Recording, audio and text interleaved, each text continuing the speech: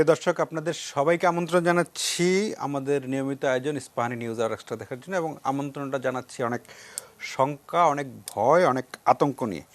কারণ গত বছর বাংলাদেশে করোনা সংক্রমণ শুরুর পর আমি যদি আরেকটু পেছনে যাই, গত বছরের আগের বছর শেষ দিনে 31শে ডিসেম্বর চীনের উহানে যে করোনার প্রথম ধরা পড়ে, তারপর থেকে সারা বিশ্বকে করোনা সত্যি সত্যি কাবু করে ফেলেছে একদমই।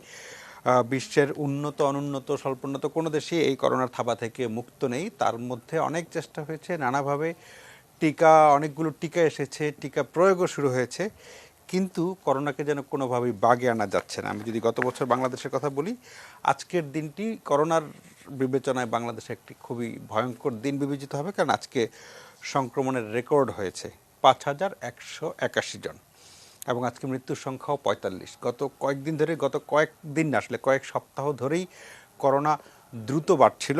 আমাদের অতিথি আছেন ডক্টর মোস্তাক হোসেন, তিনি বলছিলেন যে আগে এই বাড়ার হারটা ছিল ঢালের মতো, এখন একদম খাড়া চূড়ার দিকে উঠে যাচ্ছে। এবং সত্যি সত্যি সেটা আমরা টিকা আসার পরে বা সাধারণ ছুটি শেষ হওয়ার পরে আমরা যেই একটু মানে রিল্যাক্স সবাই একটু হয়ে গেছিলাম যে ঠিক আছে, করোনার সাথেই বসবাস করতে হবে, করোনার সাথে মিলে, সেই ফাঁক গলেই করোনা আবার এমন ভয়ঙ্কর রূপে ফিরে আসলো, যেটা এখন হাসপাতালগুলোতে একদম শুরুর দিকের মতো ঠাই নাই অবস্থা। এবং এরই মধ্যে আজকে সরকার 18টি সুপারিশ সুপারিশ না বলে মানে প্রস্তাব একদম প্রজ্ঞাপন আকারে জারি করেছে, যেটা মেনে চলার কথা বলা হয়েছে। তবে মেনে চলার কথা বলা হয়েছে, কিন্তু খুব কঠোরভাবে। বাংলাদেশের মানুষের আসলে আইনের কঠোর প্রয়োগ ছাড়া মানুষ কোনো কিছু মানতে চায় না। আপনি ভালো ভালো কথা বলবেন, কিন্তু না করলে কি হবে সেটা না বলা পর্যন্ত আসলে মানানো কঠিন। যেমন আজকের যেই 18টি সুপারিশের কথা বলা হচ্ছে, সেখানে নিরুৎসাহিত করা, সীমিত করা, এরকম খুবই সফট শব্দ ব্যবহার করা হয়েছে, যেটা সত্যি বলতে যে একদম, আমি নিজেকে সহ বলি, আমাদের মতো মানুষের জন্য আসলে এত সফট ওয়ার্ড খুব কার্যকর না। একদম বলতে হবে যে মাস্ক ছাড়া ঘরের বাইরে বেরুলে তাকে শাস্তি পেতে হবে বা কিছু একটা হবে, কিন্তু মাস্ক ছাড়া বাইরে বেরোনো নিরুৎসাহিত করা হবে, এইরকম কথায় আসলে বাংলাদেশে যে হবে না, সেটা আমরা তো অন্তত এক বছরে বুঝে গেছি। আর করোনার এখন যে অবস্থা, তাতে আমাদের কঠোর অবস্থান ছাড়া আসলেই কোনো উপায় নেই। যে 18টি নির্দেশনার কথা বলা হয়েছে, সেগুলো আমরা জানি, সবাই কিন্তু জানি যে করোনা থেকে মুক্ত থাকার কি উপায়, সেটা আমরা বাংলাদেশের এখন সবাই কোনো না কোনোভাবে জেনে গেছে। মাস্ক পরা, সামাজিক দূরত্ব বজায় রাখা, স্বাস্থ্যবিধি মেনে চলা, জনসমাগম এড়িয়ে চলা, সবাই জানে, কিন্তু আমরা জানি কিন্তু মানি না। এখন তো প্রায় সব স্বাভাবিক, নির্বাচন হচ্ছে, জনসভা হচ্ছে, হরতাল হচ্ছে, মারামারি হচ্ছে, বইমেলা হচ্ছে, সব কিছু হচ্ছে বাংলাদেশে, এবং সাথে সাথে করোনাও বাড়ছে।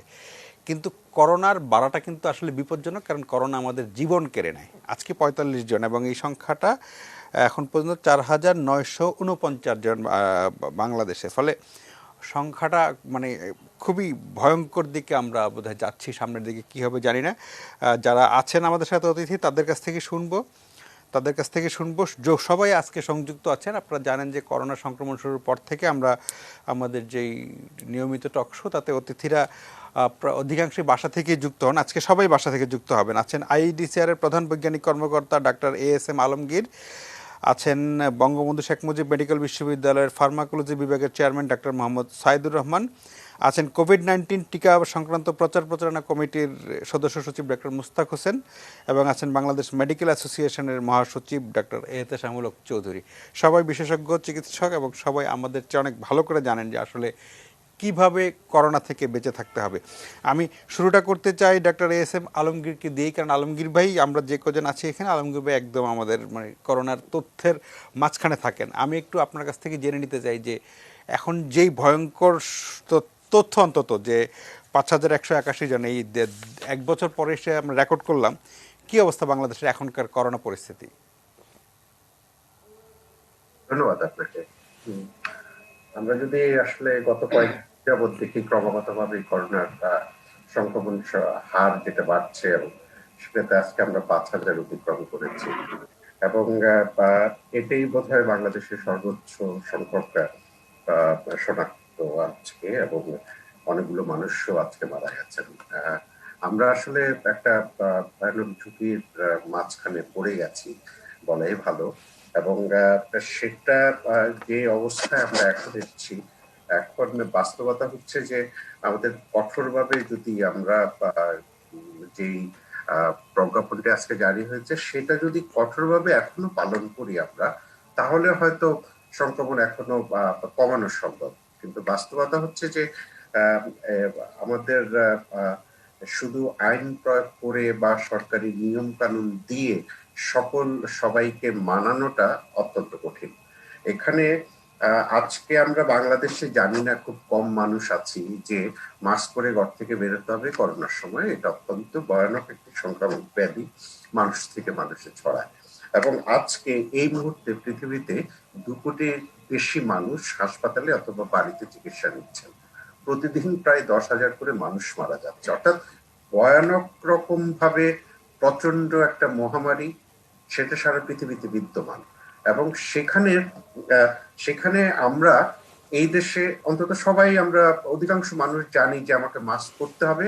মাস্ক হচ্ছে অন্যতম সুরক্ষা দিবে। আমাকে হ্যান্ড ওয়াশ করতে হবে বা হাত ধোয়ার অভ্যাসটা রাখতে হবে। জন যেটা আমরা সামাজিক বিচ্ছিন্নকরণ বলি বা ব্যক্তিগত প্রতিরক্ষার কথা বলি, সেটাতে যদি জনসমাগম এড়িয়ে চলাটা হয়তো সম্ভব। বাংলাদেশে আমরা অত্যন্ত ঘনবসতিপূর্ণ, যেটা হলো যে ব্যক্তিগত দূরত্বটা আমাদের জন্য অনেক কঠিন। কিন্তু আমরা যদি মাস্ক পরি এবং হ্যান্ড ওয়াশ করি, সেখানেই কিন্তু আমরা অনেকটুকু সাকসেসফুল হতাম। কিন্তু আমার একটা কথা আমার কষ্ট লাগে যে আমরা সবাই মিলে বলি, আমরা সারা বছর ধরেই বলছি এবং মানুষকে সতর্ক করার চেষ্টা করছি, আমরা হয়তো কোথাও পৌঁছাতে পারছি না মানুষের কাছে। আমরা হয়তো এক ধরনের মানুষের কাছে একদম পৌঁছাতেই পারি না, যারা স্বাস্থ্যবিধি একদমই মানছেন না। তাহলে আমরা যদি পৌঁছাতে পারতাম, তাহলে আমাদের পর্যটন কেন্দ্রগুলোতে লক্ষ লক্ষ মানুষ ভিড় করতো না। আমাদের সামাজিক অনুষ্ঠানগুলোতে, এই বিয়ে সহ ইত্যাদি অনুষ্ঠানগুলোতে এখনো হাজার হাজার মানুষ যোগ দিত না। এবং আমাদের যে শপিং মল গুলো আছে, যেখানে স্বাস্থ্যবিধি আমরা কেউই মানি না, এবং সবাই মিলে আসলে এক ধরনের করোনায় অভ্যস্ত হয়ে যাব যদি আমরা চিন্তা করি। বাস্তবতা সেটা হচ্ছে না। ভাইরাসটি সম্পূর্ণ নতুন, অনবরত পরিবর্তনশীল একটি ভাইরাস। কখনো সংক্রমণ সংখ্যা, সংক্রমণ সক্ষমতা বেড়ে যাচ্ছে, কখনো হয়তো সিভিয়ারিটি ডিজিজের বাড়াচ্ছে এবং প্রবল বেগে বিদ্যমান। সেখানে আমাদের টিকা যখন আমরা প্রয়োগ করা শুরু করেছি, বা সারা পৃথিবীতে, আপনারা জানেন যে সারা পৃথিবীতে 4-5টা দেশের সক্ষমতা আছে, তারা হয়তো তাদের হোল পপুলেশনকে ভ্যাকসিনেশন করে দিবে। কিন্তু এর বাইরে অন্য পৃথিবীর বিশাল জনগোষ্ঠী, আমরা কিন্তু আগামী 2 বছরও পুরো জনগোষ্ঠীকে টিকার আওতায় আনতে পারবো না। তার মানে আমার কাছে টিকা মানেই তো এখন মাস্ক হওয়া উচিত। আমাদের কাছে যে কোনো সতর্কতার প্রথম পদক্ষেপে হওয়া উচিত ছিল মাস্ক। কিন্তু আমরা সেটা মানুষকে সঠিকভাবে পড়াতে পারছি না, এবং অনেকে পড়ছেন না। যারা পড়ছেন তারাই অনেকে সঠিকভাবে পড়ছেন না। এবং এই বাস্তবতা দাঁড়িয়ে আমরা যদি আসলে এখন সরকারের 18 দফা এবং আমাদের ব্যক্তিগত সচেতনতা, সতর্কতা, আমরা যদি সবকিছু মেনে এখনো চলি, এখনো হয়তো আমরা সংক্রমণ কমাতে পারবো। আমার আরো একটা অনুরোধ থাকে যেটা মানুষের প্রতি, যে এক ধরনের করোনা ডিনায়ালের মধ্যে আমরা আছি। যে আমার হয়তো জ্বর, সর্দি, কাশি, করোনার মতো সাইন সিমটমস, আমরা বলছি যে আমার প্রতি বছর এই সময় ঠান্ডা লাগে, সো আমি করোনার জন্য পরীক্ষা করাতে যাচ্ছি না। একটা সময় একটা ল্যাব ছিল, এখন বাংলাদেশে 224টা মতো ল্যাব কাজ করে। প্রত্যেকটি জেলা হাসপাতালে 10 থেকে 25 মিনিটের ভিতর করোনা টেস্ট করে, অ্যান্টিজেন টেস্ট করে আপনি কনফার্ম হয়ে চিকিৎসার জন্য যেতে পারেন। আমরা এই যে ডিনাইটা করছি, আমাদের ডায়াগনোসিসটা পরে হচ্ছে, এবং সেখানে কিন্তু জটিলতা বেড়ে যাচ্ছে। আমি এখনো অনুরোধ করব, আপনাদের যাদের সুযোগ আছে, যাদের এরকম সাইন সিমটমস হয়, দয়া করে নিকটস্থ হাসপাতালে গিয়ে পরীক্ষার ব্যবস্থা করেন। আপনি যদি পজিটিভ হন, তাহলে সঠিকভাবে যে কোনো একজন সরকারি বেসরকারি চিকিৎসকের আন্ডারে ট্রিটমেন্ট নিতে গেলে আপনি যদি প্রথম থেকেই চিকিৎসাটা শুরু করতে পারেন, তাহলে জটিলতা তৈরি হবে না, তাহলে আপনাকে হাসপাতালে যেতে হবে না। তাহলে আমাদের এই আইসিইউ বলে আমাদের অনেক উদ্বেগের মধ্যে থাকতে হবে না। কিন্তু আমরা যদি ডিনায়ালের মধ্যে থাকি, তাহলে কিন্তু আমরা বাসা বসে জটিলতা তৈরি করে ফেলছি, এবং সেখানে হাসপাতালে গিয়ে একদিন দুদিনে মানুষ মারা যাচ্ছে। সারা পৃথিবীতে যেটা হচ্ছে যে করোনা রিলেটেড আইসিইউতে যারা যাচ্ছে, তার শতকরা 20 ভাগ মানুষও সুস্থ হয়ে বাড়ি ফেরে না। সো আমাদের যেন আইসিইউতে যেতে না হয়, সেই প্রচেষ্টাটা সবাই মিলে আমাদের করা উচিত। জি, জনাব এস এম আলমগীর, আপনাকে অনেক ধন্যবাদ। ডক্টর মুস্তাক হোসেন, যে এস এম আলমগীর যেটা বলছিলেন যে আমরা আসলে করোনার সাথে এক ধরনের মানিয়ে চলা, ঠিক আছে, আমি ধরে নিচ্ছি যে অবশ্যম্ভাবী করোনার সাথে তো মানিয়ে চলতে হবে, কিন্তু আমরা যে করোনার পরে যে নিউ নর্মাল লাইফের কথা শুনছিলাম, গত কয়েক সপ্তাহ বা মাসের কথা যদি বাংলাদেশের বাস্তবতা, ঢাকার রাজপথের বাস্তবতা বলি, নিউ নর্মাল লাইফ বলে আসলে আমি কিছু আমার চোখে পড়েনি। সব কাছে একদম স্বাভাবিক। এবং করোনার সাথে মানিয়ে চলা মানে আসলে কিন্তু মৃত্যুর সাথে মানিয়ে চলা, মানে এই অবস্থাটা এমন, মৃত্যুর সাথে বসবাস। কারণ জনাব ASM আলমগীর যেটা বলছিলেন, এক ধরনের ডিনায়ালের কারণে এবার কিন্তু মৃত্যুর হার একটু তুলনামূলকভাবে বেশি মনে হচ্ছে। কারণ মানুষ একটু হাসপাতালে যেতে দেরি করছে, যে আচ্ছা ঠিক আছে করোনা তো তেমন কিছু না, জ্বর সর্দি কাশি ইত্যাদি ইত্যাদি, একটু দেরি করছে। এবং কখনো কখনো এই দেরিটা তার জন্য প্রাণঘাতী হয়ে যাচ্ছে। এই আমরা এত মানে আমি ঠিক গত বছরের এই সময়ের কথা যদি বলি, সাংঘাতিক আতঙ্ক, ছুটি, রাস্তাঘাট ফাঁকা। আর এক বছর পরে সংক্রমণ রেকর্ড করছে, কিন্তু রাস্তাঘাটে ভিড়, সব কিছু চলছে। মানে আমরা এত মৃত্যুকে এত সহজভাবে নিতে পারলাম কেন? ডক্টর মুস্তাক হোসেন। ধন্যবাদ। আমরা বাংলাদেশে যেটা দেখছি, এটা বাংলাদেশের জন্য কোনো ব্যতিক্রমধর্মী ঘটনা নয়, বা সারা বিশ্বের জন্য ব্যতিক্রমধর্মী ঘটনা নয়। করোনার সঙ্গে মানিয়ে স্বাস্থ্যবিধি মেনে চলাটা ঠিক আছে, কিন্তু ডিনায়াল, যেটা ডক্টর আলমগীর বলছেন, এটা হচ্ছে বিপজ্জনক। যে আমি উট পাখি নীতি অবলম্বন করলাম। আমার মনে হয় যে 18 দফা নির্দেশনা সরকারের পক্ষ থেকে দেওয়া হয়েছে, এক্ষেত্রে জনগণের কাজ তো জনগণ করবেই, তাদেরকে উদ্বুদ্ধ করা, সংগঠিত করা। তাদেরকে যদি আমরা এই বিষয়ে তাদের মতামতকে যদি আমরা সমর্থন না নিই, আপনারা আইনের কঠোর প্রয়োগ বলছেন, যারা ব্রিটেন থেকে আসছে তাদেরকে তো আমরা কঠোরভাবে হোটেলে রাখছি। এখন যিনি তাদেরকে পাহারা দিচ্ছেন, তিনি যদি মনে করেন শুধু শুধু এই লোকগুলোকে আটকে রাখছে কিছুই না খামাকা, হোটেলের কর্মকর্তা কর্মচারীরা যদি মনে করেন যে শুধু শুধু আটকে আছে, আমার কিছুটা লাভ হচ্ছে হোটেলে থাকছে, সে তাকে বাইরে যেতে দিচ্ছে, বিভিন্ন প্রভাব বিস্তার করে যাচ্ছে। কাজে আইনের কঠোর কঠোর প্রয়োগ যাদেরকে দিয়ে আমরা করব, তাদেরকে কনভিন্স করার বিষয় আছে। আমাদের স্বাস্থ্যকর্মীদের কনভিন্স করার বিষয় আছে।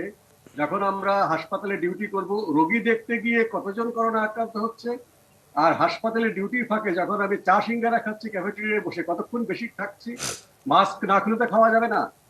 কাজে এই যে স্বাস্থ্যবিধি মেনে চলা, বিভিন্ন নিয়ম কানুন মেনে চলা, এটা আমাদেরকে আত্মস্থ করার বিষয় আছে। আইনের প্রয়োগ তখনই সম্ভব হবে যখন মানুষ চাইবে যে আমি শতকরা 90% মানুষ, আমি আইন মানছি, 10 জন মানছে না, তাকে তো আমি গিয়ে বাধ্য করতে পারি না।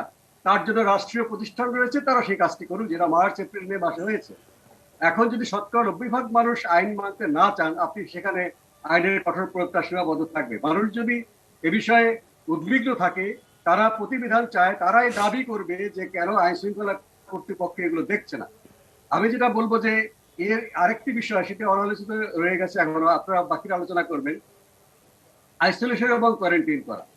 আজকে প্রায় 5,000 রোগী শনাক্ত হলো।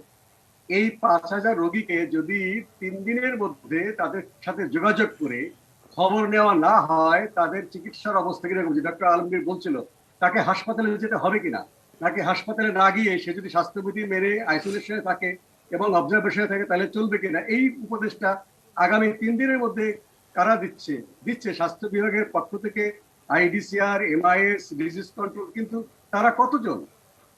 তারপরে তাদেরকে কন্ট্যাক্ট ট্রেসিং করা হচ্ছে। 3 দিনের মধ্যে কি করা সম্ভব? যদি এই যে জনবল আছে, আপনি কন্ট্যাক্ট ট্রেসিং করে কন্ট্রাক্টদেরকে যদি কোয়ারেন্টাইন নিশ্চিত করতে না পারেন, তাহলে তো রোগটা ছড়িয়েই যাবে।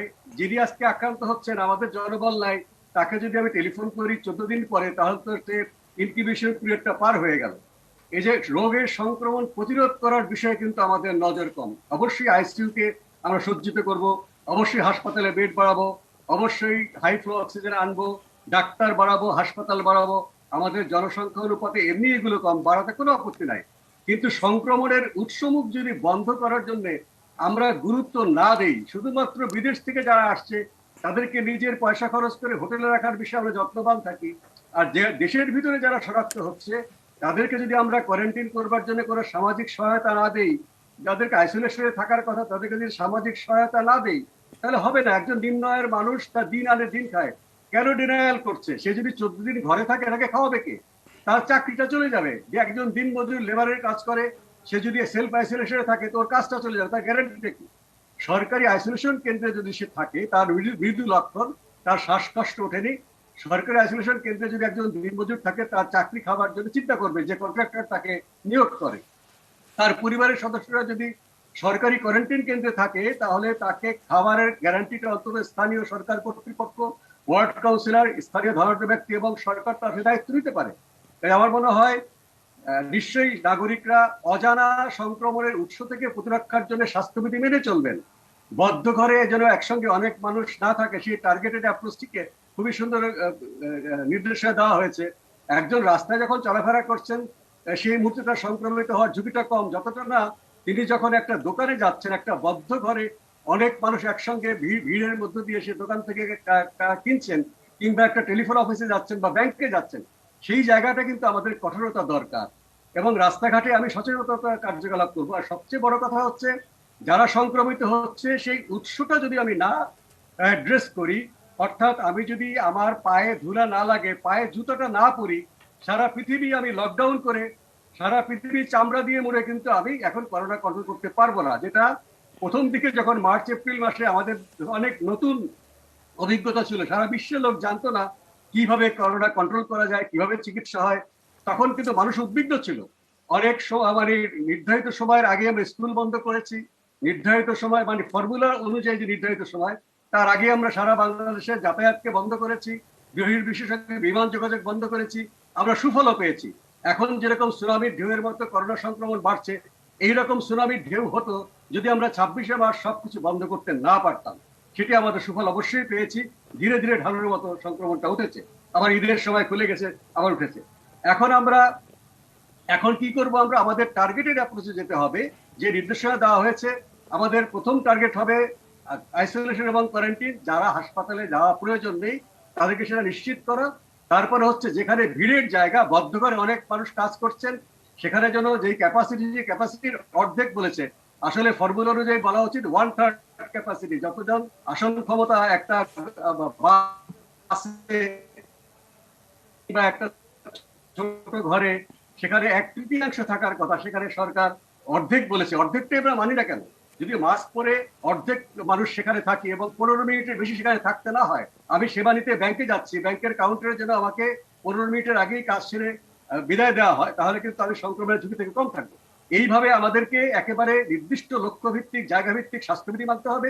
এবং আমি বারবার বলছি, সংক্রমণের উৎসমুখগুলো বন্ধ করার জন্য সবচেয়ে জোর দিতে হবে।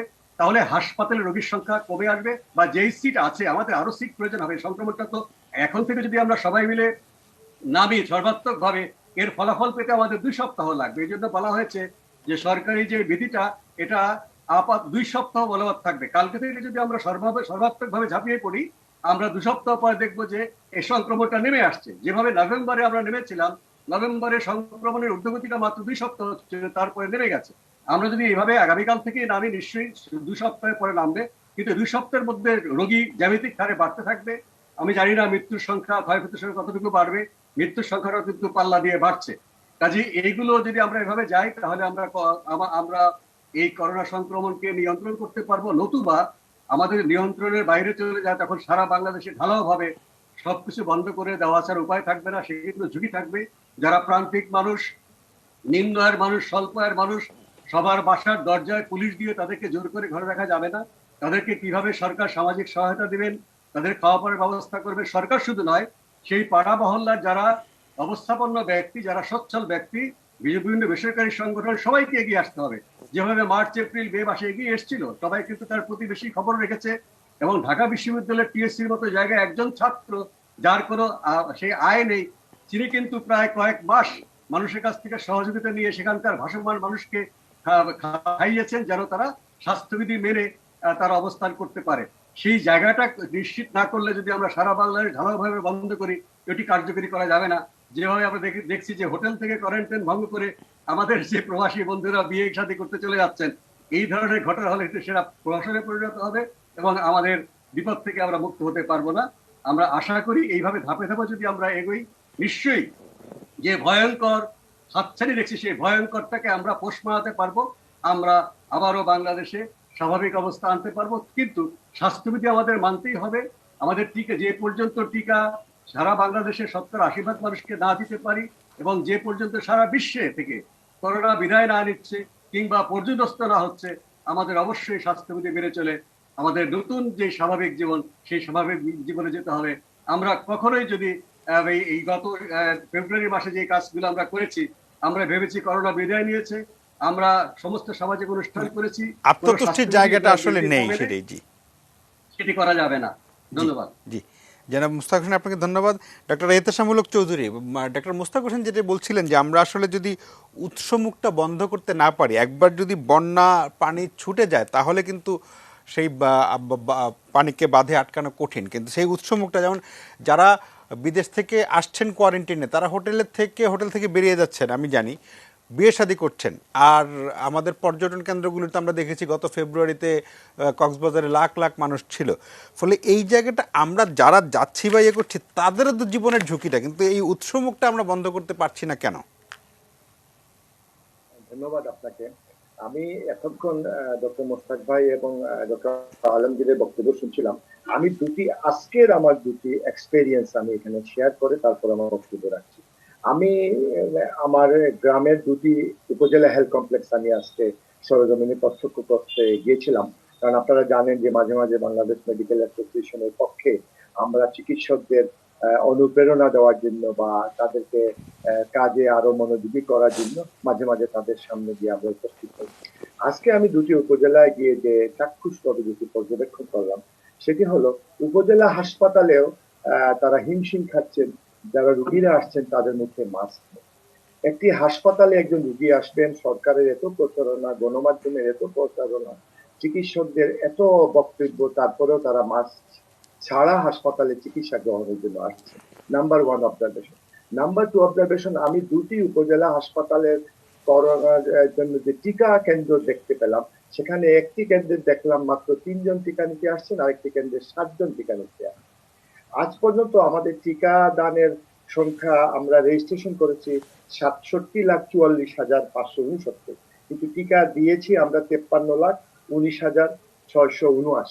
অর্থাৎ আমরা টিকা মাত্র আমরা এই হারে যদি আমরা টিকা দিতে থাকি, মোস্তাক ভাই যেটি বললেন 80% জনগোষ্ঠী টিকা দিতে, 80% অবশ্যই 18 বছরের অধিক জনগোষ্ঠী 80% টিকা দিতে আমাদের কত বছর লাগবে? আমরা যদি বুঝতাম যে আমাদের টিকার শর্টেজ আছে, তাও কিন্তু নাই। আপনারা জানেন ভারতের মাননীয় প্রধানমন্ত্রী আমাদের উপহার স্বরূপ কিছু টিকা দিয়েছেন। আমাদের যে 3 কোটি টিকা আমরা কেনার কথা বা আমাদের ভারত থেকে আসার কথা, সেগুলো অনেকাংশে আমাদের কাছে পৌঁছে গেছে, বাকিগুলো পৌঁছে যাবে। সেখানেও আমরা মনোযোগী নয়। আরেকটি আপনার ঘটনা সাপ্লিমেন্ট করতে পারি। আপনারা জানেন আমার বাড়ি সিলেটে, সিলেট মেডিকেল কলেজের আজকে একজন প্রফেসরের সাথে আমার কথা হলো। আপনারা জানেন মেডিকেল কলেজের ফাইনাল পরীক্ষা শুরু হয়েছে। সেখানে প্রত্যেকটা স্টুডেন্টকে তারা পরীক্ষা দেওয়ার আগে, ফাইনাল পরীক্ষা দেওয়ার আগে ম্যান্ডেটরিলি তাদের করোনা টেস্ট করছেন আরটিপিসিআর এর মাধ্যমে। এবং এই টেস্ট করার পূর্বে তারা কিন্তু সেই সকল হবু চিকিৎসক বা পঞ্চম বর্ষের ছাত্ররা হাসপাতালের নর্মাল ওয়ার্ডে, যে সকল রোগী নট করোনা ওয়ার্ডে, যারা রোগীরা আসছে নর্মাল সার্জারির জন্য, নর্মাল ডেলিভারির জন্য, সেখানে তারা ডিউটি করছেন। অথচ 130 জন ফিফথ ইয়ার স্টুডেন্টের টেস্ট করতে গিয়া 9 জনের করোনা পজিটিভ পাওয়া গেছে। বিষয়গুলো কিন্তু হালকাভাবে দেখার সুযোগ নেই। হাসপাতালের নর্মাল ওয়ার্ডে অ্যাসিম্পটোমেটিক রোগী যারা আছে তাদের মাধ্যমে প্রচুর পরিমাণে করোনা আমরা সংক্রমিত করছি। এই যাবতীয় বিষয়গুলোর মূলে কিন্তু আমাদের সাধারণ জনগোষ্ঠীর উদাসীনতা আমাদেরকে ভাবিয়ে তুলেছে। তো আমি এই জায়গায় আমার একটি মাত্র পরামর্শ যেটা থাকবে, বরাবরের মতো আমি আগেও দিতাম, এখনো বলছি, সেটা হলো যতক্ষণ পর্যন্ত জনপ্রতিনিধিদের সম্পৃক্ত করা না গেছে ততক্ষণ পর্যন্ত ওই যে মোস্তাক ভাই বললেন শুধু আইনের প্রয়োগে, যেখানে 80%, 70% জনগোষ্ঠী আইন মানছে না, সেখানে আপনি আইনের প্রয়োগ করে সেখানে খুব ভালো ফলাফল আনতে পারবেন। যদি প্রত্যেকটা পাড়ায়, মহল্লায়, ওয়ার্ডে আমাদের কাউন্সিলরদের নিয়োগ দেওয়া হয়, আমাদের চেয়ারম্যান সাহেবদের বলে দেওয়া হয়, মসজিদের ইমাম সাহেব, মন্দিরের পুরোহিত সাহেব, এলাকার শিক্ষক, যারা সোশ্যালি ইম্পর্টেন্ট মানুষ, তাদেরকে দিয়ে যদি একটি কমিটি করা হয়, ইউনিয়ন কাউন্সিলের চেয়ারম্যান বা ওয়ার্ডের কাউন্সিলর সাহেব কমিটি করে প্রত্যেকটা পাড়ায় মহল্লায় যে রেস্টুরেন্ট আছে, যে মসজিদ আছে, তার মহল্লা যে সকল যানবাহন যাচ্ছে, সেগুলো যদি তারা নিজেরা তদারকি করেন, আমার মনে হয় সেই জায়গায় আমরা একটা ভালো ফল পেতে পারি। কারণ জনপ্রতিনিধিদের সাথে জনগণের কিন্তু একটা ভালো সম্পর্ক বিদ্যমান, এবং এই এলাকার জনগোষ্ঠী কিন্তু at the end of the day জনপ্রতিনিধিদের কাছে তাদের সুখ দুঃখের জন্য তারা যেতে হয়, যাওয়ার প্রয়োজন আছে। সুতরাং সেখানে যদি জনপ্রতিনিধি ইন্টারফারেন্স করেন, বা ওই যেটা বললাম যে সেই এলাকার সুশীল সমাজের একান্ত ধর্মীয় প্রতিনিধিবৃন্দ যদি ইন্টারফারেন্স করেন, আমার মনে হয় it will bring out a very good result. এছাড়া আইনের প্রয়োগের দ্বারা সম্ভব নয়। আরেকটা বিষয় আমি একটু হতাশাই ব্যক্ত করছি, সেটি হলো গণমাধ্যমের এত বহুল প্রচারের পরেও এবং চিকিৎসক সরকারের এত বারবার প্রচারণার পরেও জনগোষ্ঠীকে কেন যেন আমরা অনুপ্রাণিত করতে পারছি না, জনগোষ্ঠী কেন হয়তো ভয় পাচ্ছে না, এটার কি কারণ রয়েছে সেটা আসলে সোশ্যাল সায়েন্টিস্টরাই ভালো বলতে পারবেন। আমার কাছে মনে হচ্ছে আমরা কেন জানি আমরা উদাসীন হয়ে গেছি। আমার পরিবারে যখন একজন আক্রান্ত হয় এবং অথবা তার যদি কোনো ক্যাজুয়ালিটি হয়, অ্যাক্সিডেন্ট হয়, তখনই কিন্তু আমার টনক পড়ে।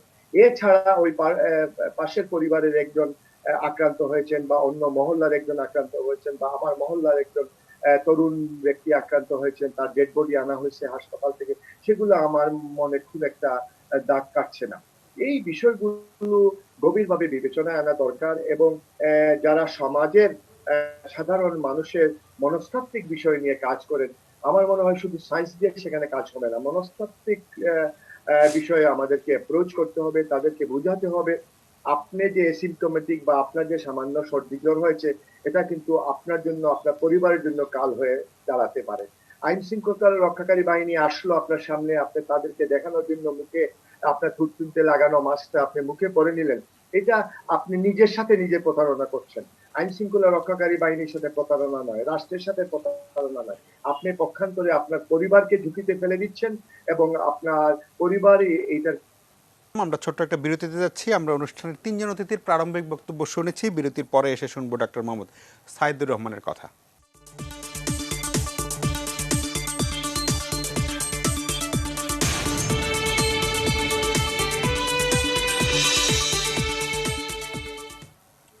প্রিয় দর্শক, ফিরে এলাম আলোচনায়। কথা বলছিলাম করোনার ভয়াবহ পরিস্থিতি নিয়ে। জনাব ডক্টর সাইদুর রহমান, সরকার আজকে যে 18 দফার নির্দেশনা জারি করেছে, সেটা কি করোনার যে ভয়াবহ বিস্তার সেটা রোধ করার জন্য যথেষ্ট? আপনি কি মনে করেন? ধন্যবাদ। আমি এইখানে যে ভয়াবহ অবস্থা এটা আপনি বলছেন, আমরা সবাই যেটা দেখতে পাচ্ছি, সরকারের আজকে যে নির্দেশনা সেটি মোটা দাগে বলা যেতে পারে যে এই নির্দেশনাটি আরো প্রায় 15-20 দিন আগে আসার মতো। মানে আমাদের যে অবস্থা ছিল, এই নির্দেশনাটি যদি 15 দিন আগে আসতো সেটা হয়তো একটি ইফেক্টিভ ইন্টারভেনশন হতো। আমি এই অবস্থায় বিস্ফোরণমূলক অবস্থা, আমাদের গত 1 বছরে সর্বোচ্চ মৃত্যুর কাছাকাছি। আমি এক্সপেক্ট করছিলাম আজকে আসলে আরো অনেক শক্ত, যেটাকে আমরা বলছি যে অন্ততপক্ষে বড় শহরগুলোতে পুরো লকডাউন, এটা ছাড়া আসলে কোনোভাবেই এটাকে নিয়ন্ত্রণে আনা সম্ভব নয় আমার বিবেচনাতে আর কি। আমি আশা করব যে আসলে সরকারি নীতি নির্ধারক মহল আসলে এই ব্যাপারটি বিবেচনায় নেবেন, কারণ এই মুহূর্তে সবাই এই অঙ্কগুলো জানেন, আমি সে অঙ্ক ডিটেইলে যাচ্ছি না। আমরা যেই কার্ভের চেহারা দেখতে পাই, এটা আতঙ্কিত হওয়ার মতো, কোনো আতঙ্ক ছড়ানোর জন্য বলছি না, এটা যারা বিজ্ঞানী তাদের পরামর্শ যদি সরকার গ্রহণ করেন, নীতি নির্ধারকরা, আমি নিশ্চিত যে ওনারা একটি 14 দিনের লকডাউনের ব্যাপারে সিদ্ধান্ত নেবেন। সেই লকডাউনের এক্সাম্পশন কি হবে, রুলস কি হবে, সেটা হয়তো আলোচনা করে ওনারা বের করতে পারেন যে দেশের কোন অঞ্চলগুলোতে এখন পর্যন্ত লকডাউনে বাইরে রাখার সুযোগ আছে। কিন্তু কয়েকটি অঞ্চলে একেবারে ফুল ব্লোন লকডাউন ছাড়া আসলে এই অবস্থা পরিস্থিতি নিয়ন্ত্রণ করা বেশ কঠিন হবে বলে আমার বিশ্বাস। এটা যদি মানে বিধাতার আনুকূল্যে যদি এবার আমরা রক্ষা পেয়ে যাই সেটা অন্য কথা, কিন্তু আমি আজকে স্পষ্টই বলতে চাই আসলে এই কথাটা, যে আমার বিবেচনাতে অতি দ্রুত লোকেট করে নির্দিষ্ট অঞ্চলগুলোকে লকডাউনের আওতায় 14 দিনের জন্য আনা প্রয়োজন। এছাড়া আসলেই আমরা যে ভয়াবহ টানেলে ঢুকে পড়ছি, আমরা তো পৃথিবীর অন্যান্য অংশে যে ভয়াবহতা দেখেছি, আজকেই ঢাকার বিভিন্ন হাসপাতালের শয্যা সংখ্যা তার সর্বোচ্চ সীমায় পৌঁছে গেছে। ইতোমধ্যে আমরা বুঝতে পারতেছি যে আমাদের যে টেম্পোরারি যে কাঠামোগুলো, অবকাঠামোগুলো তৈরি হয়েছিল, সেগুলো আমরা একটু ঢিলাঢালা ভাবে ক্লোজ করে ফেলেছিলাম। এবং এবারের আক্রান্ত রোগের যে ধরন দেখতে পাচ্ছি আমরা, যে আগে যে আক্রান্ত রোগীরা 7 দিন থেকে 9 দিনের মাথায় যে অবস্থা হতো, এবার সেটা 3 থেকে 4 দিনের মাথায় হচ্ছে। এবং এই ক্ষেত্রে আমি মনে করি যে আবারও সেই টেম্পোরারি অবকাঠামোগুলো এবং বাইরে নতুন নতুন যে স্থাপনা তৈরি করে আমাদের প্রস্তুত হওয়া খুবই জরুরি প্রয়োজন। যারা নীতি নির্ধারক, এটা কোনো মতে আতঙ্ক ছড়ানোর জন্য বলছি না, আমরা যে কার্ভের চেহারা দেখে এটাকে প্রজেক্ট করলে যে কোনো বিজ্ঞানী যারা এখানে আছেন উপস্থিত, এখানে মুস্তাক ভাই আছেন, আলমগীর, ডক্টর আলমগীর, ওনারা বিজ্ঞানী, ওনারাও বলতে পারবেন যে এই কার্ভকে যদি আনকন্ট্রোলড অবস্থায় আমরা যদি যেইটাকে আজকে যে 18 দফা ইন্টারভেনশন বলা হয়েছে, এই ইন্টারভেনশন গুলো যদি ইফেক্টিভলিও প্রয়োগ হয়, তারপরও কার্ভের যে শেপ, এই শেপকে আসলে ভোতা করা বেশ কঠিন হবে। তো আমি খুবই বিনীতভাবে আজকের অনুষ্ঠানের মধ্য দিয়ে নীতি নির্ধারকদের কাছে দৃষ্টি আকর্ষণ করব যে বাংলাদেশে জোনিং করে করে অন্তত পক্ষে যে অংশগুলো বেশি বেশি এফেক্টেড, আজকে যে ট্রেন্ডটা দেখা যাচ্ছে, এই ট্রেন্ডকে সায়েন্টিফিক অ্যানালাইসিসের মধ্য দিয়ে নির্দিষ্ট জায়গায় 14 দিনের লকডাউন ইম্পোজ না করলে আমরা একটি ভয়াবহ টানেলে ঢুকে পড়তে পারি। ঢুকে না পড়লে আমি সবচেয়ে খুশি হব, কিন্তু আমি মনে করি জনস্বাস্থ্য বিজ্ঞানী, ভাইরোলজিস্ট এবং এইবারের যে মহামারী, এটা মোকাবেলার ক্ষেত্রে বিভিন্ন রাষ্ট্রে যারা দক্ষ, তাদের সঙ্গে যদি পরামর্শ করেন, আমি নিশ্চিত নীতি নির্ধারকরা অতি 48 ঘন্টার মধ্যেই আসলে এই ধরনের একটি সিদ্ধান্তে এসে পৌঁছাবেন। আমি বিনীতভাবে আজকে অনুষ্ঠানের মাধ্যমে তাদের সবার দৃষ্টি আকর্ষণ করব, নির্দিষ্ট অঞ্চলে 48 ঘন্টার মধ্যে 14 দিনের লকডাউন দিয়ে এই পরিস্থিতিকে নিয়ন্ত্রণে আনার চেষ্টা করলাম। আর তা না হলে আমরা ইতিমধ্যে মিউট্যান্ট ভ্যারিয়েন্টের উপস্থিতি ওনারা দেখেছেন, দুটো দেখা গেছে, আরো প্রায় বহু উপস্থিতি যেগুলো আমরা ল্যাবরেটরি এভিডেন্সের অভাবে ক্লিয়ারলি দেখাতে পারিনি, কিন্তু রোগীর প্রেজেন্টেশনে, যেগুলো ক্লিনিক্যাল প্রেজেন্টেশনে এই ডাইভার্সিটি গুলো রিফ্লেক্টেড হয়েছে। তো কোনো রকম আতঙ্ক ছড়ানোর জন্য না, আমরা মানুষকে একটি মহামারী চলাকালীন অবস্থায় বিপদ থেকে রক্ষা করার জন্য একটি সরকারের যে ইন্টারভেনশন দরকার, সেই বিষয়ে সাধারণ বিজ্ঞানের জ্ঞান থেকে এই আলাপগুলো তুললাম। আমি বিনীতভাবে অনুরোধ করব আগামী 48 ঘন্টার মধ্যে সারা দেশের নির্দিষ্ট জোনগুলোতে লকডাউন ইম্পোজ করা হোক। জি, আপনাকে ধন্যবাদ। ডাক্তার মুস্তাক হোসেন, আপনি কি ডাক্তার সাইদুর রহমানের যে প্রস্তাব তার সাথে একমত, নাকি যেই সরকার যে 18 দফা নির্দেশনা দিয়েছে সেটা কঠোরভাবে বাস্তবায়ন করে আপাতত চালিয়ে যাওয়া সম্ভব? আপনার কি মত? এতে বিতর্ক করার কিছু নেই। ডক্টর সাইদুর রহমান সুনির্দিষ্ট লক্ষ্যভিত্তিক ব্যবস্থা নিতে বলেছেন। আমাদেরকে ঝুঁকি পরিমাপ করেই সেটা করতে হবে। সবচাইতে বেশি সংক্রমণ হচ্ছে ঢাকা শহর, তারপরে চট্টগ্রাম এবং নারায়ণগঞ্জ। এখন ঢাকা শহরে পুরোপূর্ণভাবে বন্ধ করা যাবে নাকি একটা অংশ বিশেষ করবেন?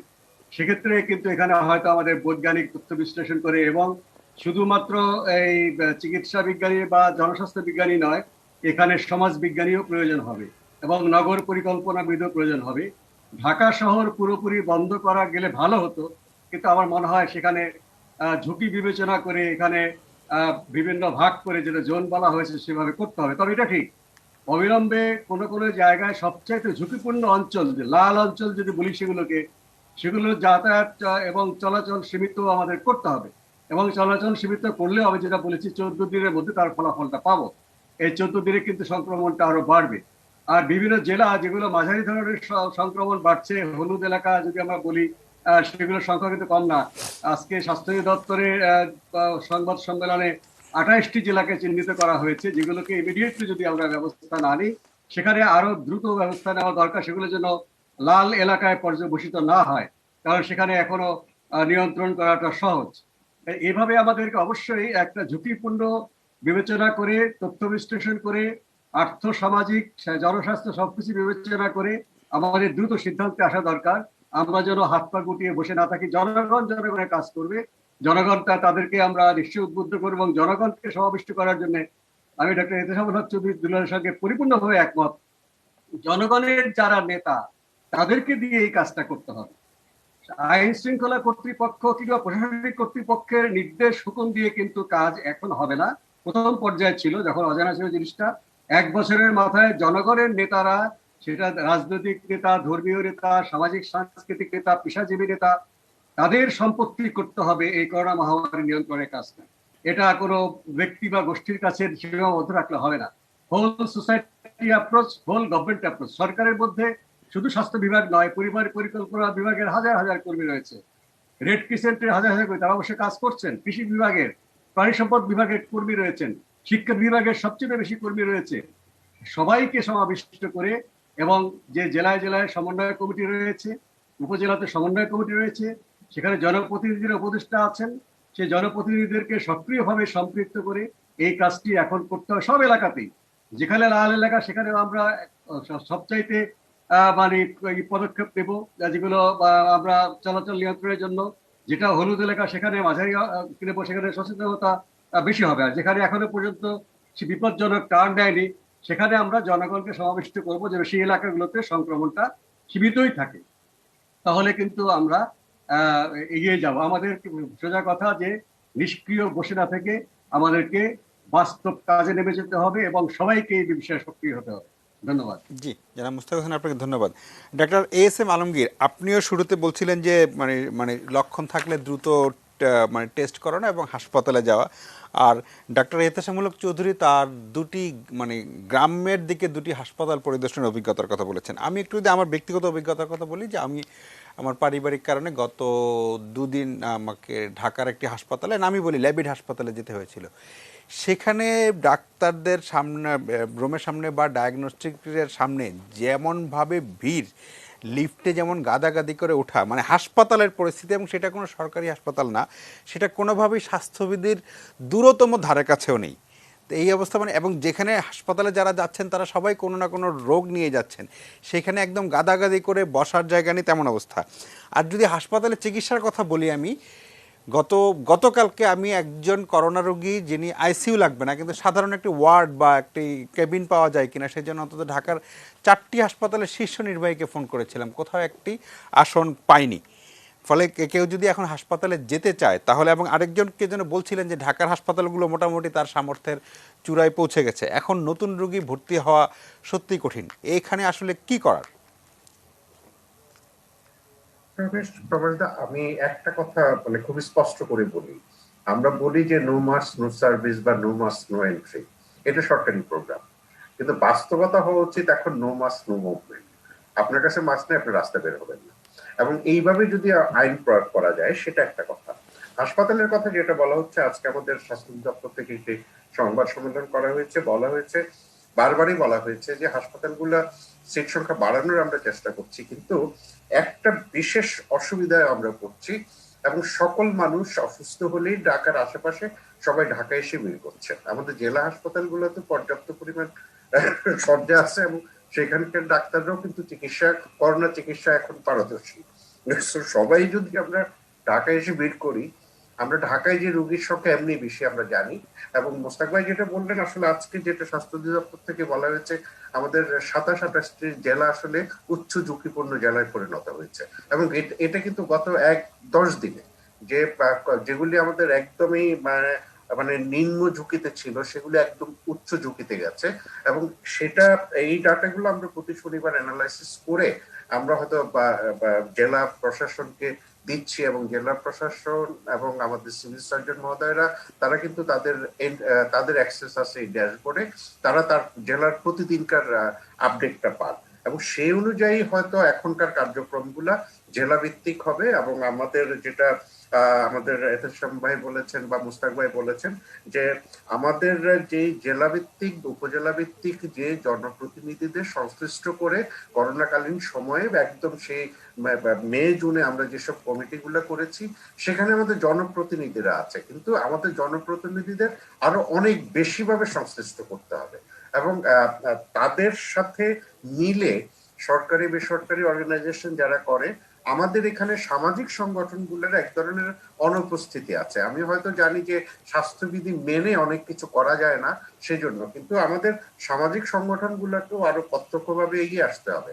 আমরা দেখেছি যে আমাদের এইবার টিকা কর্মসূচি আমরা যখন শুরু করি, আমাদের একটা আহ্বানে বাংলাদেশ রেড ক্রিসেন্ট সারা দেশে আমাদের যে সমর্থনটা দিয়েছে, এরকম ভলান্টিয়ার অর্গানাইজেশন কিন্তু আরো অনেক আছে, কিন্তু রেড ক্রিসেন্ট আমাদেরকে যেভাবে সমর্থন দিয়েছে ভ্যাকসিনেশনের সময়, সেরকম যদি আমরা ক্যাম্পেইনও করতে পারি বা নো মাস্ক নো সার্ভিস না বলি, আমার প্রায় দিন মনে হয় যে আমি যদি মাস্ক না পাই তাহলে আমি ওই রিক্সায় উঠবো না। কিন্তু এটা তো বাস্তবতা, আমার রিক্সাওয়ালার পক্ষে প্রতিদিন একটি মাস্ক কেন তো সামর্থ্য লাগে।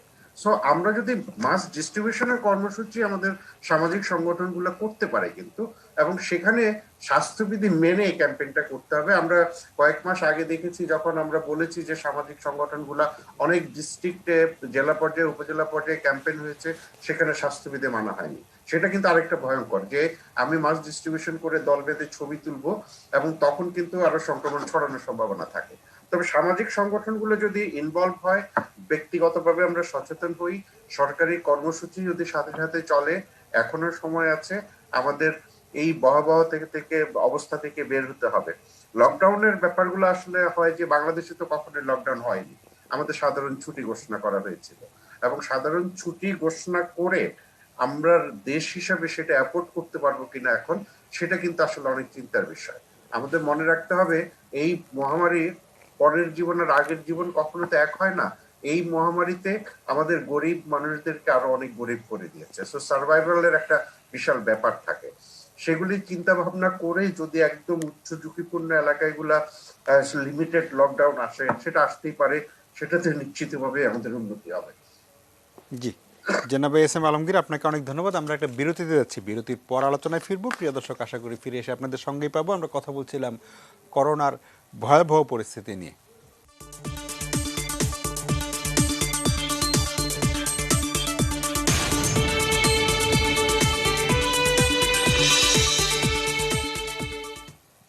প্রিয় দর্শক, ফিরে এলাম আলোচনায়। কথা বলছিলাম করোনা পরিস্থিতি নিয়ে।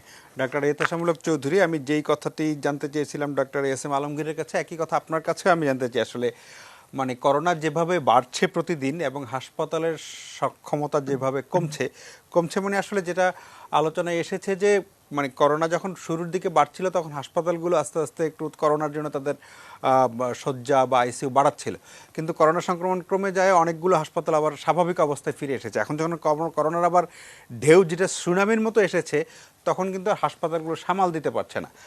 মানে এখন একদম বাস্তবতা যেটাতে বাংলাদেশের মানুষ এখন অসুস্থ হলে মানে করোনা অসুস্থ হলে কোন হাসপাতালে যাবে, একদম আমি আপনার কাছে প্র্যাকটিক্যাল পরামর্শ চাচ্ছি যে কোন হাসপাতালে গেলে সে একটা অন্তত সিট পাবে বা আইসিইউ পাবে।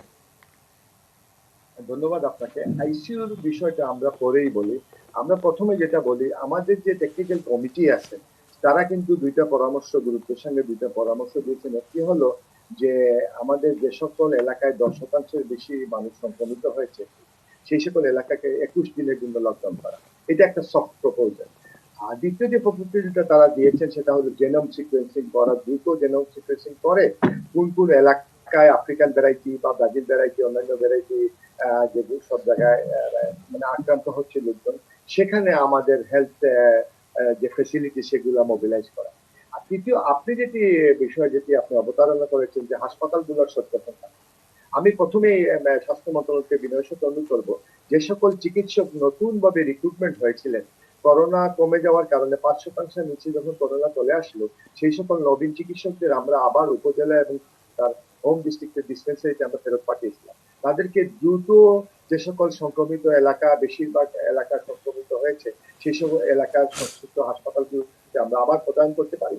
এবং আমাদের যে বসুন্ধরা যে হাসপাতালগুলো বা আমাদের মহাখালীতে যে হাসপাতাল আমাদের আছে, একটা একটু আগে যে ডক্টর আলমগীর বললেন যে আমাদের ওই সিটি কর্পোরেশনের একটা ভবন আছে, সেখানে যে হাসপাতালগুলো আছে। আর যে বিষয়টি হলো সেটি হলো যে আমাদের যে প্রাইভেট লেভেলে আমরা গত মার্চ মাসে গত বছর যখন করোনা শুরু হয়েছিল, প্রাইভেট লেভেলটা কিন্তু দেরিতে মাননীয় প্রধানমন্ত্রী আহ্বানের করে তারা এসেছিল রোগী গ্রহণ করতে বা রোগীর চিকিৎসা নিতে। সেই জায়গাগুলোতে আবার স্বাস্থ্য মন্ত্রণালয় দ্রুততম সময়ের মধ্যে প্রাইভেট লেভেলে মোবিলাইজ করতে পারে। এইভাবে যদি আমরা শয্যা সংখ্যা বৃদ্ধি করতে পারি, আমার মনে হয় অন্ততপক্ষে কিছুদিন আমরা অ্যাকোমোডেট করতে পারবো। আর যেটা মোস্তাক ভাই বারবার বলছেন উৎস মুখটা যদি আমরা পুরোপুরি তো আমরা সিল করতে পারবো না, কারণ আমাদের আর্থসামাজিক অবস্থাও আমাদের বিবেচনায় আনতে হবে। আমরা ইউরোপের মতো এত শক্তিশালী অর্থনীতির উপর আমরা নেই। প্রথম দিকে আমাদের কিন্তু অনেক সামাজিক সংস্থা এগিয়ে এসেছিল গরিব মানুষের সহায়তায়। সেই সামাজিক সংস্থাগুলো বা ব্যক্তি পর্যায়ে যারা এগিয়ে এসেছিল তারাও কিন্তু দে are tired of financial issues. এখন সরকারের পক্ষে জীবনকে পুরোপুরি বন্ধ করে দেওয়া হয়তো সম্ভব হবে না। জীবনকে শ্লথ করতে হবে, জীবনের গতিটাকে একটু টেনে ধরতে হবে সেই 18 দফা সুপারিশ এবং টেকনিক্যাল কমিটির সুপারিশ মিলে। আর হাসপাতালের ব্যবস্থাপনাকে আরো ইমপ্রুভ করতে হবে, প্রাইভেট লেভেলকে ইনভলভমেন্ট করতে হবে, আর জনগণকে সচেতন করতে হবে। এই সব অ্যাপ্রোচ মিলে যদি আমরা কম্বাইন্ড অ্যাপ্রোচ আমরা দিই আর জনগণ যদি সেখানে রেসপন্ড করে, তাহলে হয়তো আমরা কিছু একটা করতে পারবো। জি, জনাব এহতেশামুল চৌধুরী, আপনাকে অনেক ধন্যবাদ। ডক্টর মোহাম্মদ সাইদুর রহমান, আপনি যে সুনির্দিষ্ট প্রস্তাব দিয়েছেন যে লকডাউনের, কিন্তু অন্য আলোচকদের কথা আমি আমি আপনার সাথে একমত যে জীবনের চেয়ে মূল্যবান আসলে কিছু নেই। জীবন যদি না থাকে তাহলে জীবিকা দিয়ে কী হবে। কিন্তু আমি অন্য আলোচকদের এবং বাংলাদেশের যে বাস্তবতা, বাংলাদেশ যে 66 দিনের সাধারণ ছুটি আমরা গত বছর কাটিয়েছি, তখনও কিন্তু আমরা লকডাউন শব্দটি উচ্চারণ করিনি এবং সেটা ওইভাবে পালিতও হয়নি। ফলে আমি ধরে নিচ্ছি যে যতই প্রয়োজন হোক লকডাউনটা হয়তো মানে আসবে কিনা আমি ঠিক জানি না। কিন্তু এছাড়া এই যে সুপারিশমালা সহ এবং আপনি যেটা আঞ্চলিক লকডাউনের কথা বলছিলেন, এটা একটা বিবেচনার বিষয় হতে পারে। কিন্তু যেই 18 দফা নির্দেশনা আছে, 18 দফা, সেই নির্দেশনাগুলো সঠিকভাবে বাস্তব, যেমন ASM আলমগীর যেটা বলছিলেন যে নো মাস্ক নো সার্ভিস, সেটা এখন নো মাস্ক নো মুভমেন্টের পর্যায়ে নিয়ে যাওয়া, যে আপনি ঘর থেকে বেরোতে হলে মাস্ক পরেই বেরোতে হবে। অন্তত মাস্ক যেটা একদম আমরা যদি প্রাথমিক টিকা হিসেবে মাস্ককে ধরি সবার জন্য যেটা সম্ভব, সেই জায়গাতে আসলে মানে আইনের কঠোর প্রয়োগ, তারপরে জনপ্রতিনিধিদের অংশগ্রহণ, অনেক কথাই এসেছে, কিন্তু কার্যকর পন্থাটা আসলে কি?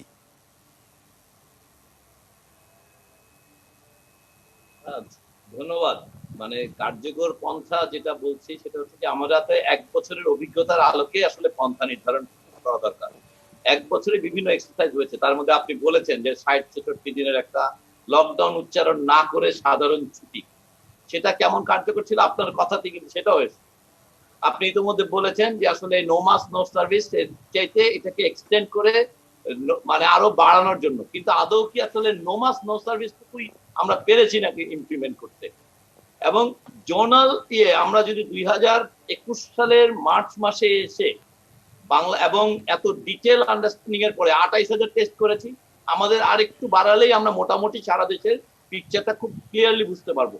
সেই ক্ষেত্রে আপনি যে কথাটা বললেন যে জোনাল ব্লকেড বা লকডাউন, হসপিটালের ইনফ্রাস্ট্রাকচার, আমরা আজকে অন রেকর্ড বলতেছি যদি ইমিডিয়েটলি আমাদের শয্যা সংখ্যা ইমার্জেন্সি মানে ফিল্ড হসপিটালের মতো তৈরি করে বাড়ানো না হয়, তাহলে নিশ্চিত থাকতে পারেন রোগী হাসপাতালে যাওয়ার পথে, খুবই ঝুঁকি নিয়ে আমি কথাটা বলছি, যাওয়ার পথে মৃত্যুবরণের দৃশ্য দেখতে হবে।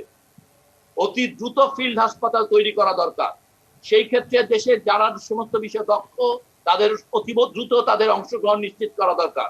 স্বাস্থ্য অবকাঠামোর পাশাপাশি অন্যান্য বিষয়াদি যেগুলো যুক্ত আছে, এটার অর্থনৈতিক যে সাপোর্ট সিস্টেম। আজকে আমি উদাহরণটা আবার অ্যাপ্লিকেবল না, লোকে মনে করে বিদেশে উদাহরণ। আজকে ব্রিসবেনে 7টি কেসের পরে 3 দিনের লকডাউন দেওয়া হয়েছে। এখন বলবেন যে ব্রিসবেনের উদাহরণ দিবেন না, আমি সায়েন্সটা কিন্তু ব্রিসবেন এবং ঢাকার জন্য এক। ভাইরাসটার বিহেভিয়ার বরঞ্চ কোনো কোনো ক্ষেত্রে আমাদের এখানে খারাপ, কারণ আমাদের ডেন্স পপুলেশনের কারণে। অতএব রোগটা যেটা, তার চিকিৎসাটা এটা কিন্তু অবশ্যই কন্টেক্সচুয়াল হবে, কিন্তু তার মূল প্রিন্সিপাল তো এক মানতে থাকতে হবে। অতএব আমি মনে করি যে আসলেই লকডাউন সীমিত আকারে, জোনাল যতটুকু পারা যায় বিজ্ঞান মেনে জোনাল লকডাউন জরুরি। দ্বিতীয়ত ভ্যাকসিনেশন প্রোগ্রামটা কি হলো, ভ্যাকসিনেশন প্রোগ্রামটা যদি সাফিসিয়েন্টলি না চলে এটার পাশাপাশি, তাহলে তো আমরা আবারও গর্তে পড়ে যাব। এমন অবস্থা হয়েছে, এখন তো ইতিমধ্যে 50,000-এ নেমে গেছে প্রতিদিন। তাহলে ভ্যাকসিন সরবরাহ এবং ভ্যাকসিনেশন কর্মসূচি দ্বিতীয় ডোজ 8 তারিখ থেকে শুরু হবে, অথবা এটা আর 4 সপ্তাহ পেছাতে পারে যদি আমরা 12 সপ্তাহের ব্রিটিশ কাঠামোটা গ্রহণ করি। এমনকি যদি ক্যানাডার কাঠামো গ্রহণ করি তাহলে 16 সপ্তাহ পরেও দ্বিতীয় ডোজ দেওয়া হতে পারে। তাহলে আমাদের তো আসলে বিজ্ঞানীদের আমাদের কনটেক্সটকে মাথায় রেখে অতি দ্রুত এই সিদ্ধান্তগুলোকে রাষ্ট্রীয় পর্যায়ে নেওয়ার ব্যবস্থা করতে হবে, এবং সেটা কার্যকর করার জন্য আপনি ভাবেন দেখি স্বেচ্ছাসেবকের অভাব বলতেছি আমরা, যে শুধুমাত্র রেড ক্রিসেন্টে গিয়েছে। এই দেশের লক্ষ লক্ষ বিশ্ববিদ্যালয় ছাত্র ছাত্রী বাসায় অবস্থান করছে, তাদের জন্য কোনো আহ্বান কি জাতির পক্ষ থেকে নাই? তারা কি তাদের অঞ্চলগুলোতে আসলে মানে এইরকম এই মহামারী মোকাবেলায় তারা কোনো ভূমিকা রাখতে পারলো না? এই 18 বছরের ঊর্ধ্ব কলেজ এবং বিশ্ববিদ্যালয়ের লক্ষ লক্ষ ছেলে মেয়ে ঘরে ঘরে রয়ে গেছে, তাদের জন্য কোনো ডিরেক্টিভ আমরা দিতে পারতেছি না। যদি একটা জাতীয়ভাবে তাদের ডিরেকশন দেওয়া যেত, প্রতিটা পাড়া মহল্লাকে তারাই গড়ে তুলতে পারত আসলে। এবং এইভাবে আসলে এটাকে একটা মুভমেন্ট আকারে সমস্ত নেশনকে আসলে সামনে নিয়ে আসতে হবে। এবং আমি মনে করি এই লড়াই চলার সময় ঠিক যেইভাবে কিছু কিছু জোনকে, এই জোনে যখন লকডাউন হবে এটা এনফোর্সমেন্টের দায়িত্ব কমিউনিটিকে দিতে হবে, যেগুলোকে বলতেছেন ওনারা যে সমাজের সকল স্তরের মানুষ অংশগ্রহণ করে নিশ্চিত করবেন ওই সমাজে লকডাউন, পাশাপাশি ওই মানুষগুলোর খাবারের ব্যবস্থা, ওই মানুষগুলোর পানির ব্যবস্থা। এগুলো তো আসলে সমাজকে রেসপন্ড করতে হবে, হোল দেশকে। সব সরকার করে দিবে ভেবেই আমরা মনে করি এটা করা যাবে না। কিন্তু আসলে এই ভয়াবহ মহামারী থেকে বের হয়ে আসতে হলে আজকে 54-48 কোনো ভয় সরানোর জন্য বলছি না। আমরা বিজ্ঞানকেও যদি আলোচনা করি, আমরা যদি সংক্রমণের হার সম্পর্কে আর নট সম্পর্কে, এখানে সবাই বিশেষজ্ঞ। মুশতাক ভাই, আলমগীর ভাই একেবারে রীতিমতো স্বীকৃত বিশেষজ্ঞ। ওনারা জানেন এই কার্ভের চেহারা কেমন হওয়ার কথা বা কেমন হতে যাচ্ছে। অতএব এটাকে বিবেচনা করে মানুষের জীবনকে সবার উপরে অগ্রাধিকার দেবে। জি, মানুষের জীবনকে, অবশ্যই অর্থনৈতিক কর্মকাণ্ডের গুরুত্ব আছে, কিন্তু বাংলাদেশ এখন এফোর্ড করতে পারে 14 দিনের লকডাউন প্রাণ রক্ষার তাগিদে। অতএব প্রাণকে গুরুত্ব দেই এবং দেশকে আসলে একটি মহাবিপদের হাত থেকে বের করে আনার জন্য সীমিত আকারে বিজ্ঞানসম্মতভাবে লকডাউন ইম্পোজ করেন। এটাই হচ্ছে আমার সর্বশেষ প্লেডিং। জি জি, আপনাকে অনেক ধন্যবাদ। আমরা আরেকটা বিরতিতে যাচ্ছি, বিরতির পর আলোচনায় ফিরবো। প্রিয় দর্শক, আশা করি ফিরে এসে আপনাদের সঙ্গেই পাবো।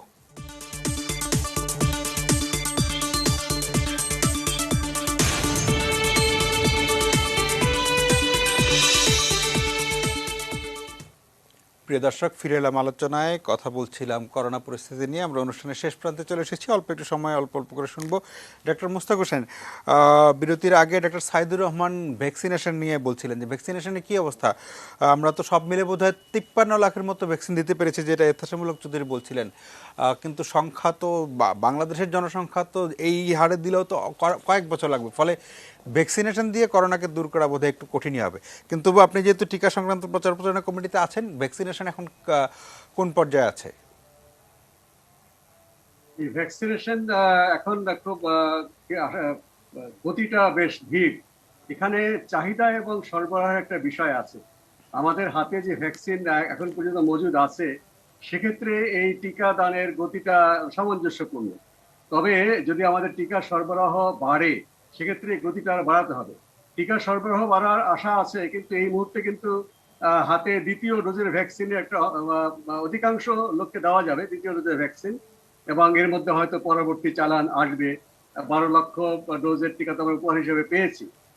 কিন্তু পূর্ণ গতিতে টিকা দেওয়ার যে আমাদের ক্যাপাসিটি আছে, যে ক্ষমতা রয়েছে, তার পূর্ণ ব্যবহার করতে গেলে আমাদের প্রতিদিন প্রায় 4.25 লক্ষ ডোজ এখনকার যে কাঠামো আছে হাসপাতালে হিসেবে দেওয়া যাবে। আর সরকারের সিদ্ধান্ত আছে ইউনিয়ন পর্যায়ে পর্যন্ত ভ্যাকসিনের কেন্দ্র সম্প্রসারিত করার, বিশেষ করে এই শিক্ষা প্রতিষ্ঠানগুলো খুলবে তাদের শিক্ষক এবং 18 বছরের উপরে যারা ছাত্র তাদেরকে দেওয়ার জন্য। তাহলে এই সক্ষমতাটা আরো অনেক গুণ বেড়ে যাবে, যেটা আমাদের ঐতিহ্যবাহী যে ইপিএ এর কর্মীরা তারা ভ্যাকসিনটা দিয়ে থাকেন। এখন যারা ভ্যাকসিন দিচ্ছেন তারা হাসপাতালের নিয়মিত যারা স্বাস্থ্যকর্মী, নার্স, তারা দিচ্ছেন। আমাদের যারা মূল ভ্যাকসিনেটার ইপিএ, তারা কিন্তু এখনো কাজ শুরু করেননি। কাজে আমাদের সক্ষমতা পুরোপুরি আছে। ভ্যাকসিনের সরবরাহ যদি আমরা বাড়াতে পারি, যেটি এখন বিশ্ব পরিসরেই একটা সমস্যা, সারা বিশ্বের মানুষ যদি টিকা নিতে না পারে, কোনো দেশই আসলে নিরাপদ থাকতে পারবে না। কাজে সেখানে ঝগড়াটা খুব জোর গলায় করা যাচ্ছে না। তবে আমাদের সরকারের পলিসি আছে যে একাধিক সূত্র থেকে ভ্যাকসিন আনবার জন্য, সেটি বিষয়ে এখন একটু উদ্যোগ বা নাড়াচাড়া হচ্ছে মনে হয়। যদি আমরা সিরাম ইনস্টিটিউট থেকে পর্যাপ্ত পরিমাণে ভ্যাকসিন আনতে নাই পারি, সেক্ষেত্রে অন্যান্য দেশ যারা খুবই কার্যকরভাবে ভ্যাকসিন পরিচালনা করছেন তাদের সাথে আমাদের আলোচনাটা ফলপ্রসূ করতে হবে, এবং সেটি করবার মতো অবস্থান বাংলাদেশের রয়েছে। কাজেই আলটিমেটলি সেদিকে হয়তো যেতে হবে আমাদের। তবে এই মুহূর্তে ভ্যাকসিনের দেওয়ার হারটা দ্রুতগতি, এটা স্বীকার না করে উপায় নেই। কিছুদিনের মধ্যে হয়তো প্রথম ডোজের টিকা দেওয়া বন্ধ হবে, এবং এরপরে দ্বিতীয় ডোজের টিকা দিতে হবে যারা প্রথম ডোজ দিয়েছেন। সেটি হয়তো আগামী মাসের প্রথম সপ্তাহ থেকে চালু হতে যাচ্ছে। জি, জনাব মুস্তাক হোসেন, আপনাকে ধন্যবাদ। জনাব এস এম আলমগীর, আমরা অনুষ্ঠান শেষ প্রান্তে চলে এসেছি, আপনাকে দিয়ে শেষ করব। আমি ডক্টর মুস্তাক হোসেনের কথা যেটা বুঝলাম যে টিকা ভ্যাকসিনেশনের ব্যাপারে আমাদের প্রচার প্রচারণা, মানুষের উৎসাহ আগ্রহ শুরুর দিকে একটু কম ছিল, তারপরে বেড়েছে। এখন আবার যখন করোনা বেড়ে গেল তখন টিকার ব্যাপারে আগ্রহ একটু কমে গেছে। কিন্তু বাস্তবতা যেটা যে 18 কোটি মানুষের দেশে, মানে অন্তত 80 ভাগ মানুষকেও টিকা দিতে মানে এই সাধারণ গতিতেও কয়েক বছর লাগবে। সেই ক্ষেত্রে কিন্তু আমাদের মানে মূল সুরক্ষা যেটা, সেটা হলো আসলে মাস্ক, স্বাস্থ্যবিধি। সেখানে সেই জায়গাটায় প্রচার প্রচারণা কিন্তু আসলে হয়েছে অনেক, গত 1 বছর ধরে এই কথা অনেকবার বলা হয়েছে। সেখানে আসলে আপনার মানে একই কথা বারবার, কিছু কথা বারবারই বলতে হয়। হয়তো এই অনুষ্ঠানে বলেছেন, তারপর কিছু কথা বারবারই বলতে হবে। বেসিক স্বাস্থ্যবিধি যদি আরেকবার দর্শকদের শুনিয়ে দেন। তার আগে বলি যে মোস্তাক ভাই যেটা বলেছেন, টিকা আসলে আমাদের সক্ষমতা, আমরা যদি আমাদের 7,300 টিমকে কাজে লাগাতে পারি, আমরা আসলে 10 লক্ষ টিকা দিতে পারি। কিন্তু টিকা প্রাপ্তি সবকিছু মিলে ইমার্জেন্সি অথরাইজেশনের টিকা এখনো হসপিটাল বেসড হচ্ছে, সেগুলির জন্য একটু স্লথ গতি হচ্ছে। এটাতে আমরা আসলে ব্যাপকভাবে এই কার্যক্রমে সফল হব, তবে সেটা টিকা যথাযথ সময়ে প্রাপ্তি, সরকার নিজস্ব উদ্যোগে আরো 3 কোটি ভ্যাকসিন কেনার জন্য তৈরি হচ্ছে। আমরা এখন আরেকটা যেটা বলি, আমি বারবারে বলেছি আপনাদেরকে, আমি সবসময় সুযোগ পেলেই বলি যে আমাদের যেহেতু একদিকে টিকাটা চলতে থাকবে, এটা চলমান কার্যক্রম, সেটা হলো এডিশনাল। আমাদের মনে রাখতে হবে যে টিকা একমাত্র টুলস না, টিকা অন্যতম টুলস। আর সাথে কি টুলস? আমাদের ঘর থেকে বের হলে মাস্ক পরতে হবে, এটা হলো আমাদের বাস্তবতা এখন।